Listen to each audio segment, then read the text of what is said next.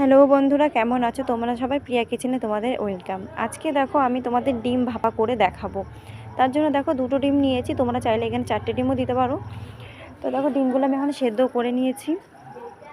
এরপর দেখো এখানে আমি দেখাচ্ছি তোমাদেরকে পোস্ত আর সর্ষে দুটো, চাইলে তোমরা সাদা পোস্ত মানে সাদা সর্ষেটাও দিতে পারো। তো এবার দেখো আমি এগুলো বেটে নেব। তো তোমরা কারা কারা এভাবে ডিম ভাপা করে খেয়েছো অবশ্যই আমাকে জানিও কমেন্টে। তো দেখো আমার কিন্তু সর্ষেটা বাটা হয়ে গেছে। এবার এটাকে আমি তুলে নিচ্ছি বাটিতে। আর এদিকে দেখাবো তোমাকে আমার ডিমটাও সেদ্ধ হয়ে গেল। দেখে নিচ্ছি একবার। এবার ঠান্ডা জল দিয়ে আমি এগুলোকে ছাড়িয়ে নেব। দেখো ডিমটা বেশ আমার ডিমটা প্রায় ছাড়ানো হয়েই গেছে। তো এরপরে আমি এখানে একটা চাকু দিয়ে ডিমগুলোকে সমানভাবে পিস পিস করে কেটে নেব। কাটা হয়ে গেছে। এরপরে আমি কড়াইতে দেখো সামান্য পরিমাণে তেল দিয়ে একটু লবণ আর একটু হলুদ গুঁড়ো দিয়ে ডিমগুলো ভেজে নেব।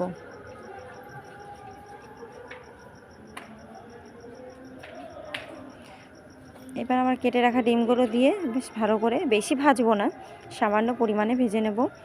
দিয়ে ভেজে নিয়ে আমি এগুলোকে এখন উঠিয়ে নিলাম।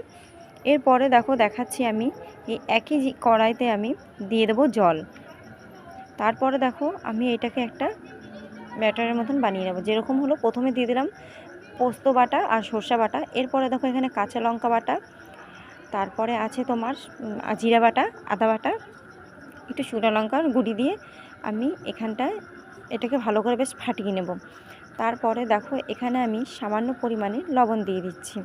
দিয়ে এটাকে ভালো করে আমি ফাটিয়ে নেব। এরপরে দেখো দেখতে পাচ্ছ কটা আমি চিনি দিয়েছি, গোটা কয়েক, মানে স্বাদটা আনার জন্য। তারপরে দেখো কাঁচা সর্ষের তেল, এখানে দেখতে পাচ্ছ সবই কিন্তু কাঁচা। তো দেখো এবার আমি এই ডিমগুলো একটা একটা করে এভাবে দিয়ে দিলাম। কারণ আমি তোমাদেরকে একটাই কথা বললাম, দুটো ডিম, আমার টিফিন কারিটা খুবই ছোট ছিল তার জন্য। তো দেখো এইভাবে আমি এখন এটা ভাপাতে দেবো। তো ডিম ভাপা তো এরকমই হয়। তো দেখো আমার জলটা আগেই গরম হয়েছিল। এরপরে দেখো এটা আমি এখন ঢেকে দেবো। ঢাকা হয়ে গেছে। এবার আমি 10-15 মিনিট পর এটাকে আমি ঢাকা তুলে দেখলাম কেমন হয়েছে। তো আমি এখন এটাকে খুলবো। দেখো খুবই গরম, খুলতে খুব অসুবিধা হচ্ছিল। দেখো খুব সুন্দর হয়েছে, কালারটাও খুব সুন্দর এসছে।